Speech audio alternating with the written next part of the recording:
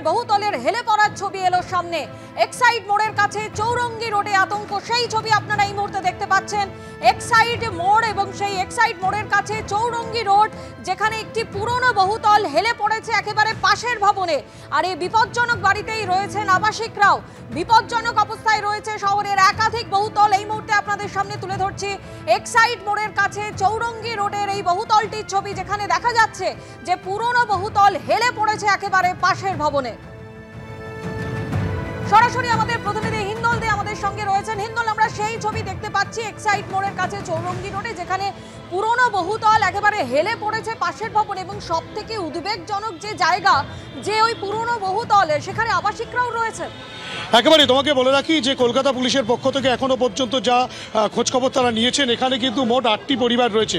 তুমি দেখতে পাচ্ছ ভবানীপুর থানার পুলিশ, তারা কিন্তু তথ্য সংগ্রহ করছেন এবং এখানে মোট 8টি পরিবারের যে কতজন মেম্বার রয়েছেন সেই বিষয়টা কিন্তু জানার চেষ্টা চলছে। এখানে একজন আবাসিক রয়েছেন, এই বাড়িতেই থাকেন।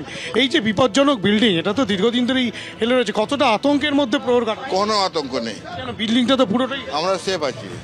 কিভাবে বুঝতে পারছি? বিল্ডিংটা কোথায় পড়ে যাবে, কোথায় বেশি হলে উপরে দুটো এমনি হয়ে যাবে, এখনই পালিয়ে যাবে না। হাসপাতালে এমনি আছে, অনেক দিন থেকে আছে।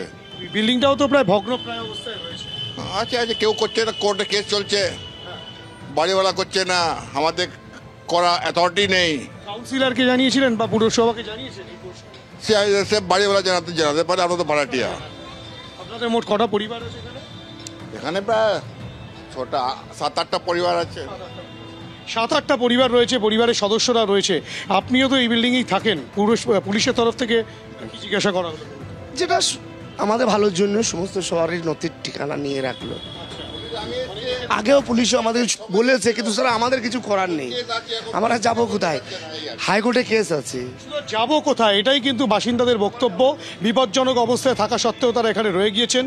কলকাতা পুলিশের তরফ থেকে ভবানীপুর থানার পুলিশ সমস্ত তথ্য তারা সংগ্রহ করেছেন এবং পুরসভার তরফ থেকে কাউন্সিলর বলেছেন যে তারা কিন্তু বিল্ডিং বিভাগকে আবারও নতুন করে গোটা বিষয়টি জানাবেন। বিল্ডিং বিভাগ যা সিদ্ধান্ত নেবার তা নেবে পুরসভার পক্ষ থেকে।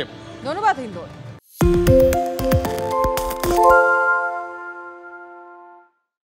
সত্য অন্তহীন, সত্যের খোঁজও তাই, সত্য সন্ধানে তাই আমরা অক্লান্ত, অকুতভয়। এবিপি আনন্দ নতুন ভাবনার প্রতীক, যা মনে মুক্ত, তথ্যে যুক্ত এবং যাবতীয় সীমানার বাঁধন থেকে মুক্ত।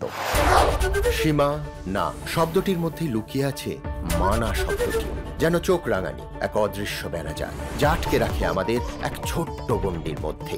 একমাত্র সঠিক খবরই গড়ে তুলবে এক মুক্ত সমাজ। সেই জগৎ গড়ার লক্ষ্যে কোনো সীমানার ঠুকুটি আমরা মানব না। এবিপি আনন্দ এগিয়ে থাকে, এগিয়ে রাখে।